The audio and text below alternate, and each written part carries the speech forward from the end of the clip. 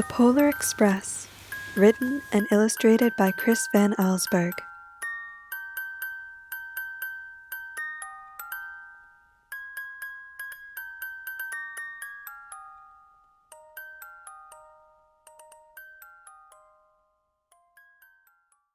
On Christmas Eve, many years ago, I lay quietly in my bed. I did not rustle the sheets. I breathed slowly and silently. I was listening for a sound a friend had told me I'd never hear, the ringing bells of Santa's sleigh. "There is no Santa," my friend had insisted, but I knew he was wrong. Late that night I did hear sounds, though not of ringing bells. From outside came the sound of hissing steam and squeaking metal. I looked through my window and saw a train standing perfectly still in front of my house.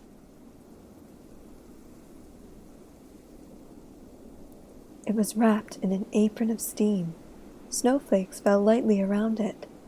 A conductor stood at the open door of one of the cars. He took a large pocket watch from his vest, then looked up at my window. I put on my slippers and robe. I tiptoed down the stairs and out the door. "All aboard!" the conductor cried out. I ran up to him. "Well," he said, "are you coming?" "Where?" I asked. "Why, to the North Pole, of course," was his answer. "This is the Polar Express." I took his outstretched hand and he pulled me aboard. The train was filled with other children, all in their pajamas and nightgowns. We sang Christmas carols and ate candies with nougat centers as white as snow. We drank hot cocoa as thick and rich as melted chocolate bars.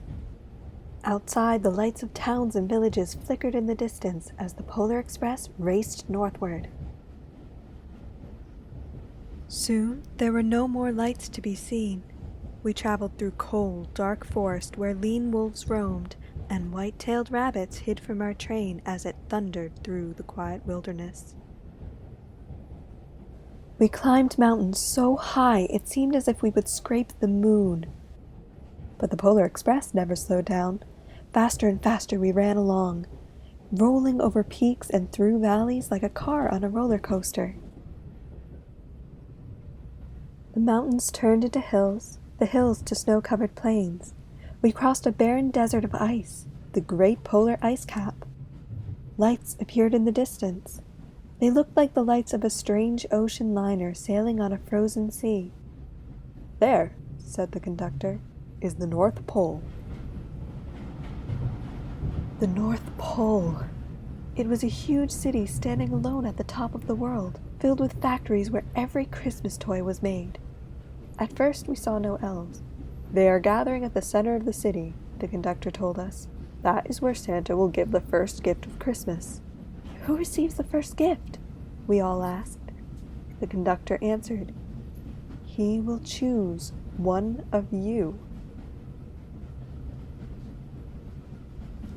"Look!" shouted one of the children. "The elves!" Outside, we saw hundreds of elves. As our train drew closer to the center of the North Pole, we slowed to a crawl. So crowded were the streets with Santa's helpers.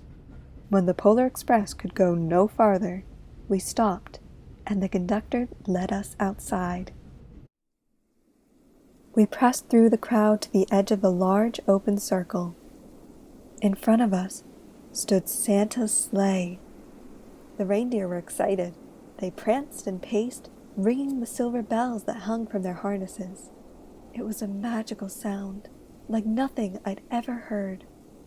Across the circle, the elves moved apart, and Santa Claus appeared. The elves cheered wildly.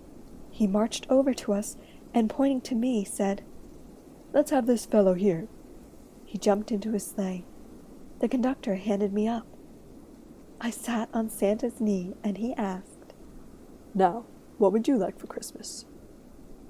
I knew that I could have any gift I could imagine.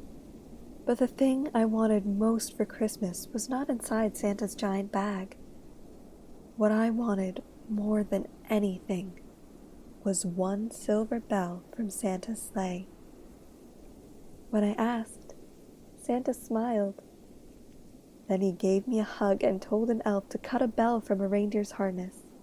The elf tossed it up to Santa. He stood, holding the bell high above him, and called out, "The first gift of Christmas!" A clock struck midnight as the elves roared their approval.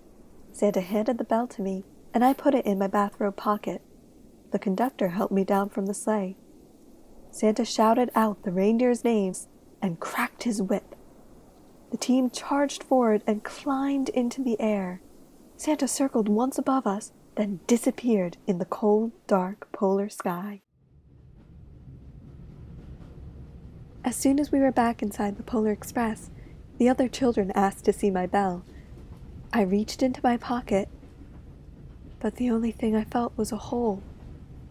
I had lost the silver bell from Santa Claus's sleigh. "Let's hurry outside and look for it," one of the children said. But the train gave a sudden lurch and started moving. It broke my heart to lose the bell. When the train reached my house, I sadly left the other children. I stood at my doorway and waved goodbye. The conductor said something from the moving train, but I couldn't hear him. "What?" I yelled out. He cupped his hands around his mouth. "Merry Christmas!" he shouted. The Polar Express let out a loud blast from its whistle and sped away. On Christmas morning, my little sister and I opened our presents. When it looked as if everything had been unwrapped, Sarah found one last small box behind the tree. It had my name on it. Inside was the silver bell. There was a note. "Found this on the seat of my sleigh. Fix that hole in your pocket. Signed, Mr. C." I shook the bell. It made the most beautiful sound my sister and I had ever heard. But my mother said, "Oh, that's too bad." "Yes," said my father, "it's broken." When I'd shaken the bell, my parents had not heard a sound. At one time, most of my friends could hear the bell, but as years passed, it fell silent for all of them. Even Sarah found one Christmas that she could no longer hear its sweet sound. Though I've grown old, the bell still rings for me, as it does for all who truly believe.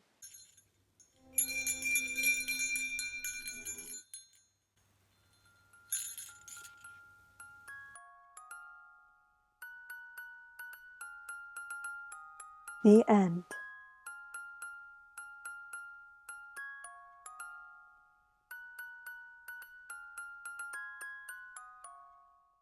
For our craft today, we're going to be making a North Pole ornament. Here's what you'll need: a pair of scissors, a marker, a popsicle stick, some paper, a few inches of ribbon, paint. If you don't have paint, you can try using markers, some paintbrushes, glue, and anything else you'd like to decorate the ornament with. Your ornament doesn't have to look anything like mine, but this is how I made the one pictured. Feel free to get as creative as you'd like. I'm going to paint my popsicle stick with red and white stripes like a candy cane. Start by painting your stick with the lightest color you're using, then let it dry before adding the stripes. While the paint is drying, you can cut a piece of paper for the sign. Use a marker to label it. I'm going to label mine the North Pole, but you can also write something like Merry Christmas, Reindeer Stables, or This Way to Santa's Workshop, or anything at all, really. By now, the first layer of paint on your ornament should be finished drying, so put your sign aside and get your next color. I'm going to add the red stripes now. Doing this part kind of makes me feel like I'm an elf in Santa's workshop.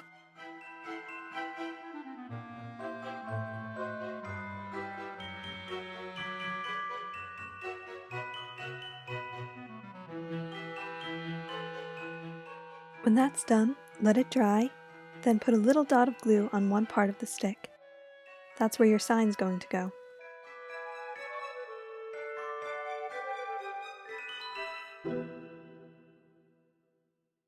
If you place it face down to dry, you can add the ribbon right away.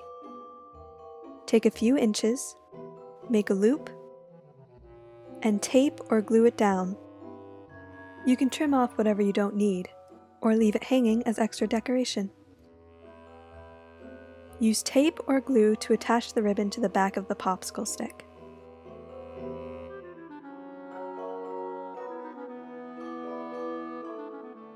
Be sure to check how well the ribbon's attached before you hang it up. You don't want it breaking when you put it on the tree or wherever you're going to hang it. There are a lot of things you can do to make your ornament special.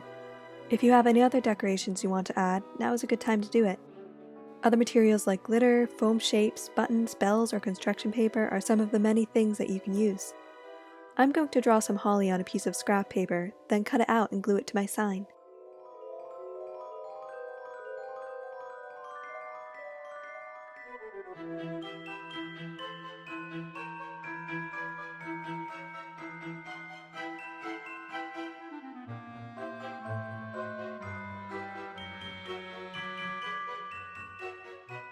And that's mine all done. I'm sure you did a great job, and I hope you had fun. I'll see you next week. Bye!